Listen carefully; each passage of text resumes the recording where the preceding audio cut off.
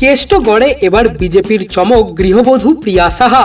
বোলপুর কেন্দ্রে প্রিয়া সাহাকে টিকিট দিয়েছে বিজেপি। বর্তমানে তাকে ঘিরেই চর্চার শেষ নেই। এরই মাঝে প্রচারে নেমে আজ সকলকে রীতিমতো চমকে দিলেন প্রিয়া। বোলপুর কেন্দ্রের বিজেপি প্রার্থীর সমর্থনে এবার এলাকায় প্রচার করতে দেখা গেল সন্দেশখালীর 5 নির্যাতিতাকে। আজ বোলপুর লোকসভা কেন্দ্রের পূর্ব বর্ধমান জেলার মঙ্গলকোটের ক্ষীরগ্রামে বিজেপির মহিলা মোর্চার সভায় উপস্থিত ছিলেন সন্দেশখালীর 5 নির্যাতিতা।